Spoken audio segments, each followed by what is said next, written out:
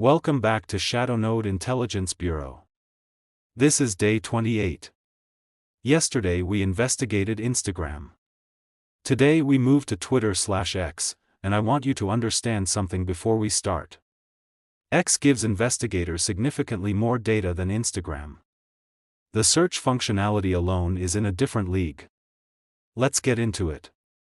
Today's subject is Falls, verified public figure, very active on X, same rule as always, public account, public information, educational demonstration. First stop, the profile surface layer. Username, display name, bio. Notice what Falls puts in his bio and what he leaves out. That choice itself is information. Verified badge, confirmed identity. Join date is visible right on the profile. That's your account age. Cross-reference that with his first tweet and you can see if there's a gap. Accounts sometimes get repurposed. Following count versus followers count. Same ratio analysis we did on Instagram, but on X it means something slightly different because X culture encourages more open following. This is where X becomes a completely different tool from Instagram. X has an advanced search function that most people never use. Watch this. Go to search and type, from Falls the Badgie. That pulls every tweet he has ever posted. Now watch what we can do with filters. Type, from Falls the Badgie until 2020-01-01. Now you're seeing his tweets from before 2020. You're time traveling through someone's public statements. Type, from Falls the Badgie since 2023-01-01 until 2023-12-31. Now you have a full year of activity. Investigators use this to establish timelines. Where was this person? What were they saying? Who were they talking to during a specific period? Type, from Falls the Badgie near Lagos. Location filtered tweets. If he ever tweeted with location enabled, this surfaces it. These operators are free. They're built into the platform.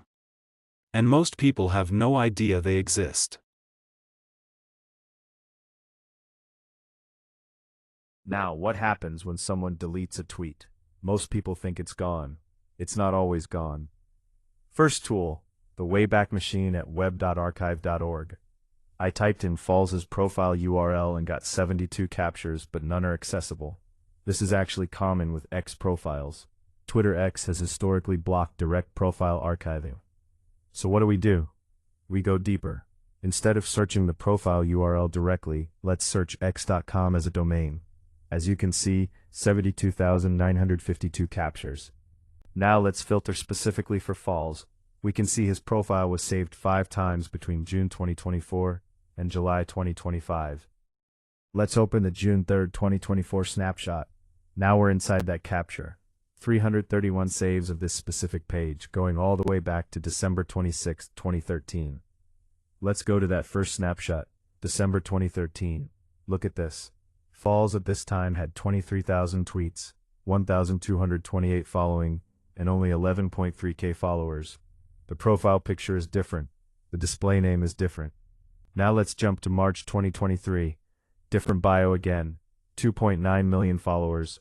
Watch how the profile evolved over a decade, all from public archive data. Second tool, Google Dorking. Type site x.com/fallsthebadguy in Google search. This surfaces indexed tweets directly. This is why investigators always say, the internet remembers. Deletion is not erasure. And here's your real lesson. Your first tool may fail. Your second tool may also fail. The investigator who wins is the one who keeps going. Now, scroll through his timeline and watch for patterns. What topics does he return to repeatedly? Recurring themes tell you what someone genuinely cares about versus what they post for optics. Look at Falls scrolling through his timeline. A clear picture emerges. This is someone who consistently speaks about justice, security, and accountability. When bandits were rampant in Nigeria, he was talking about it. He was calling for Nigerians to look out for each other. That's not a one-off post, it's a pattern. That pattern is data. It tells you this is not someone posting for clout on these issues. The consistency across years confirms genuine conviction. Now, look at how he engages. He doesn't only reply to verified accounts or celebrities. He replies to whatever genuinely catches his attention. A news story, a follower's comment, a trending issue. That tells you about his character, yes, but as an investigator it also tells you his engagement is authentic, not managed by a PR team. Look at his replies tab specifically. The replies tab is underused in Osint. People are less guarded in replies than in original tweets. You see their real voice, their real relationships, their real priorities. In Falls' case, what you see in the replies matches what you see in the posts. That consistency is itself a finding. It means the public persona and the private voice are aligned. Now let's map his network. Who does he repost most consistently? Those are his trusted voices. The people he amplifies matter to him. With Falls, you can see he reposts content that aligns with his values, work he genuinely respects, and people who encourage his craft. That's authentic amplification, not strategic positioning. Now look at his following list. The account someone follows tells you what they're consuming privately, news sources, colleagues, causes. This network map, built entirely from public data, tells you who this person trusts, who influences them, and where their real interests lie. One important boundary: when network mapping surfaces private individuals connected to your subject, you document that the connection exists, but you don't investigate the private person further.